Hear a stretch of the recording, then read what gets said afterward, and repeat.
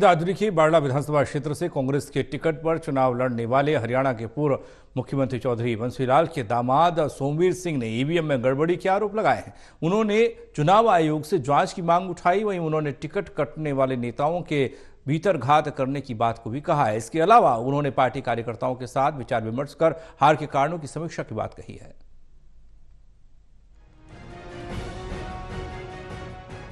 चरखी दादरी के बाड़ा विधानसभा क्षेत्र से कांग्रेस की टिकट पर चुनाव लड़ने वाले हरियाणा के पूर्व सीएम चौधरी बंसीलाल के दामाद सोमवीर सिंह ने ईवीएम में गड़बड़ी के आरोप लगाए। उन्होंने चुनाव आयोग से जांच की मांग उठाई। उन्होंने टिकट कटने वाले नेताओं के भीतरघात करने की बात भी कही। इसके अलावा उन्होंने पार्टी कार्यकर्ताओं के साथ विचार विमर्श कर हार के कारणों की समीक्षा की। बता दें कि सोमवीर सिंह को बाड़ा से टिकट दिया गया था। लोहारू से लगातार 3 बार हारने के बाद बाड़ा से जीत की उम्मीद थी, लेकिन बीजेपी प्रत्याशी उमेद सिंह पातुवास ने उन्हें 7,585 वोटों से मात दे दी और उनकी हार का सिलसिला चौथी बार भी जारी रहा।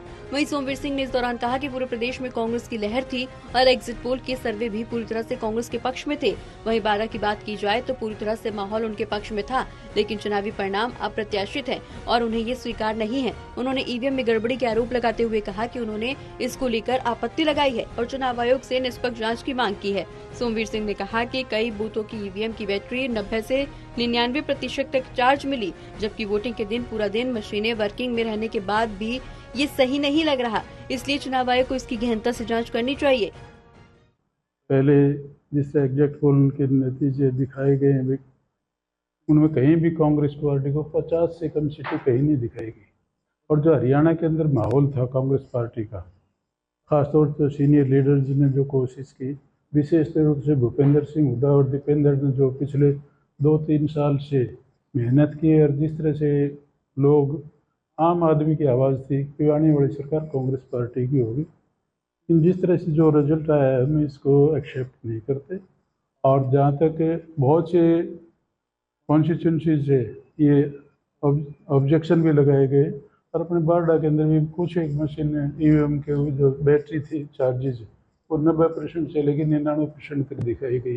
अगर सारा दिन काम करें और उसके बाद भी 90% आती हैं तो ये बिल्कुल गलत है। चुनाव आयोग को इनकी जांच करवानी चाहिए ताकि निष्पक्ष हो सके। वहीं कांग्रेस ने टिकट मांगने वाले 60 लोगों की टिकट कटने के बाद भीतरघात होने की आशंका को लेकर पूछे गए सवाल का जवाब देते हुए सोमवीर सिंह ने कहा कि उन्होंने इन सभी लोगों को पूरा मान सम्मान दिया, चाहे माइक हो या स्टेज, हर जगह इनको तवज्जो दी गई, लेकिन अब वो ही जाने की उन्होंने कितनी ईमानदारी से काम किया। सोमवीर सिंह ने कहा कि दूसरे प्रत्याशियों ने चुनाव में धन बल का इस्तेमाल किया है। इस चुनाव में पानी की तरह पैसा बहाया गया और धड़ल्ले से शराब बांटी गई। वहीं कांग्रेस से बागी होकर चुनाव लड़ने वाले सोमवीर घसौला को लेकर कहा कि उन्होंने कांग्रेस को बड़ा नुकसान पहुंचाया। उनको करीब 27,000 वोट मिले, जिसमें से करीब 20,000 वोट उनसे कांग्रेस के खराब किए। हमारे को ये उम्मीद नहीं थी कि बाकी को इतना वोट मिल जाएगा। जो 27,000 को वोट लेके गया उसमें मेरा विचार में 20,000 कांग्रेस का वोट था, जो कि गलत गया है, और वो सिर्फ पैसे के बल पे सब कुछ हुआ है।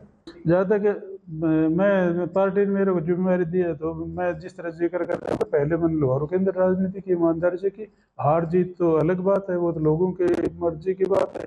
यहाँ पे मेरे पार्टी ने मौका दिया है, काम किया है, और आगे लोगों के बीच में रहूँगा। जहाँ तक बात है यहाँ के लोगों की समस्याओं की बात है, उन बातों को हम बार बार मौके पर जैसे जैसे उठाते हैं।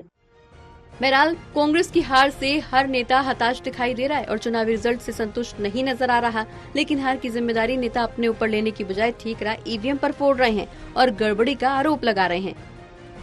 चरखी दादरी से प्रदीप साहू की रिपोर्ट।